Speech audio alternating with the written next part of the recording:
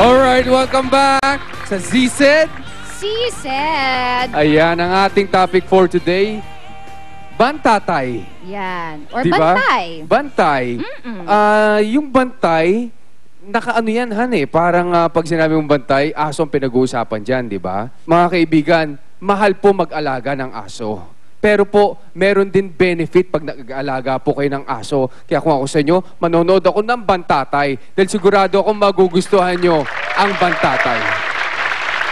Ako naman, sa mga nagbabalak na mag-alaga ng aso, just make sure na kayang-kaya nyo mag-alaga ng yung isang responsibility. aso. Oo, kasi talagang may kaakiba talagang responsibilidad yan. Hindi yan basta lang, ay, ang cute, bilhin natin yan.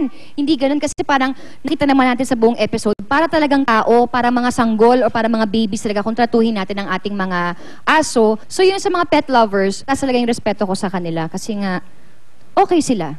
Go. Ayan. Yun. So, honey, what I love most about you this morning, yung bang... Ano, para akong aso? Hindi, lahat ng makita mong aso, gusto mong iuwi. Ako lang talaga pumipigil sa'yo. Kasi lagi kang nakukyutan sa kanila. Pero katulad naman ng sinabi ko, hindi ganun kadali. Lalong-lalo na meron ka ng bananay. Ako nga yun. Okay. Ibig sabihin, hindi mo kailangan mag-uwi ng mga aso para magbantay sa'yo. Kasi ikaw na yung magbantay sa akin. Oh, thank you. Nakuha din. Ako naman, what I love most about you today, kasi nakita ko kung paano ka makipaglaro sa kambal, ganun ka rin makipaglaro sa mga doggies natin. Kung makikita niyo lang po siya talaga siya makipaglaro sa mga sa aso namin, ginagawa niyang tuwalya, sinasampay na dito, na hindi ko talaga alam kung paano sumasampay talaga yung aso. Minsan naman ginagawa niyang scarf, nandito. Minsan habang nagluluto siya, nandiyan dyan. Okay, minsan nakapatong dun sa freezer. Yung hindi siya normal kung mag-alaga ng aso. Na natutuwa ako kasi ibig sabihin ganun niya ka-love, ganun niya ka...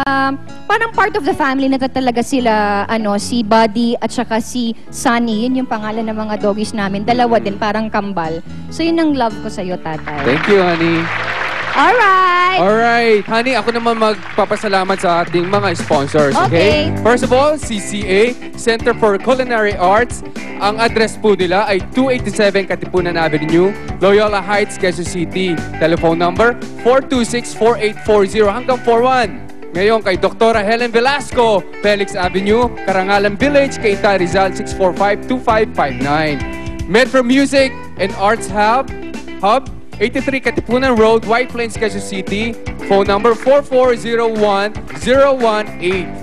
Ayan. Ayan. Ako naman gusto namang magpasalamat kay Nelson Buenaventura, Sir George Salon for my makeup.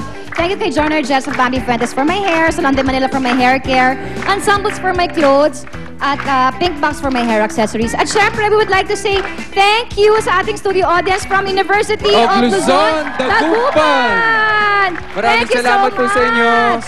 Na by the way, tatay, si Maybelline, tiga Dagupan yan, ha? Oo nga eh. So, ayan, welcome at thank you po for watching. Maraming salamat. At gusto ko lang batiin ang aking good friend na si Raquel. Belated happy birthday!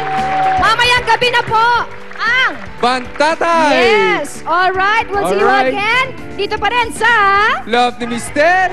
Love ni Mrs.